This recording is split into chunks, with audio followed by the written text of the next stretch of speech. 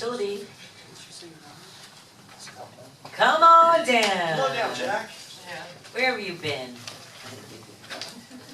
He's been powering our lives. Powering our lives, keeping us up during those crazy windstorms. Without interruption, I might add. Yeah, done good job on Sunday night. The guys did a good job, but it was live. It was pretty It was a tough storm. That When a tornado. tornado doesn't touch down in your neighborhood, that's luck. Yeah, blessings. Blessing, yes. Okay, we're moving on to new business, Jack. This is the approval payment for penalty issued by North American Electric Reliability Corporation, NERC, in the amount of $70,000. Yes, back in 2013, we had an audit. We had a number of findings, and they were not attended to. NERC came in and first month here gave us the fine. It took us the next 12 months to mitigate that fine, mitigate the findings. We got them all corrected. And then there's a process that NERC has to send, or FRCC has to send their recommendations to NERC. We send it to FERC, blessing, so everybody's blessed off on it.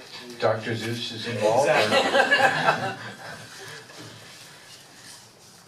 So that's where we're at right now. We're asking for the approval to write the check and pay this fine. And pay off this penalty. Vice Mayor. Are we now 100% in compliance with NERC and FERC and everybody else And twerk. and TWERC? At this point, as of our last audit, yes. NERC is continuously, they just put out, I think, 125 new items. I honestly can't tell you if we're compliant with those or not. My guess is at this point we're not. We are asking, and it was supposed to be on the agenda tonight, it'll be on the next agenda, to bring in some talent support from a national company to help us get compliant and keep compliant going forward. All right, move to approve.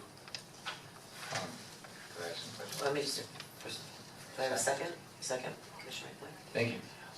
Just for our edification, because, you know, it's our power plant and that's what keeps the city going, or can you give us, without scaring us too much in the technical details, roughly what the kinds of issues were? It was on our transmission system.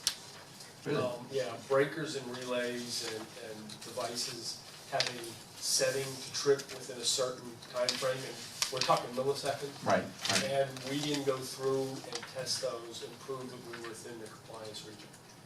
And so we went through in the last 12 months, pulled every breaker, every relay that was in question, pulled them apart, and either replaced the mechanical relays with digitals, which makes us compliant, or we tested them.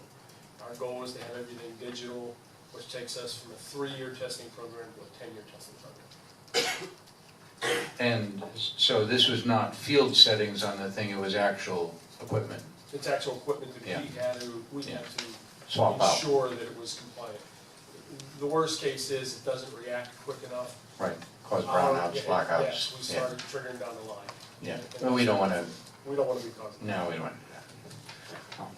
Well, thank you for, and I'll bet Christina was involved in that, so thank you Yes. for, Very much so, Helping out. and George and Yep. Christie, and we had the whole team on that. So are we in compliance now? I'm sorry, I missed As that. of right now, we are in compliance. We actually have another surprise audit we found out this week, Okay, February 25th. okay, surprise. Surprise.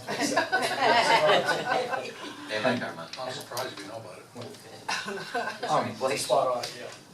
and just, you know, we're a little bit as a community more educated than the average place because we do collectively own our own utility. Sometimes people grumble about government regulations and there are too many regulations and one can argue about that.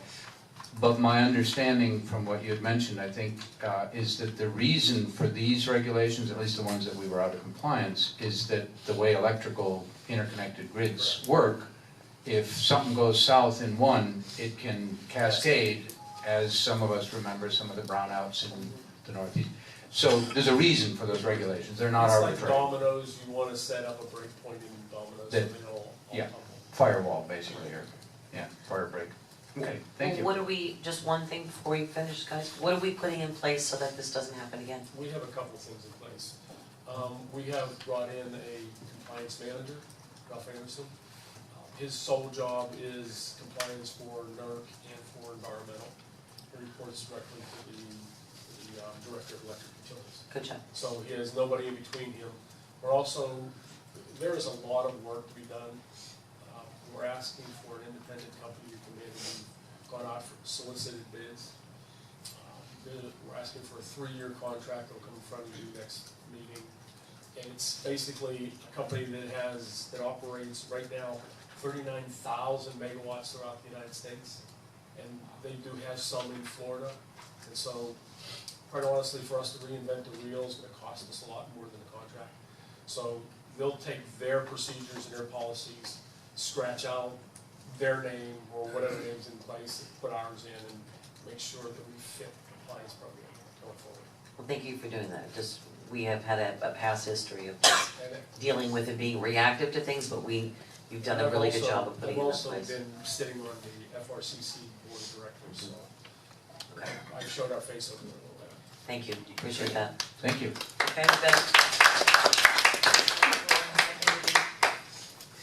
Second. all those in favor state so by saying aye. Aye. Aye, all those opposed, motion carries unanimously.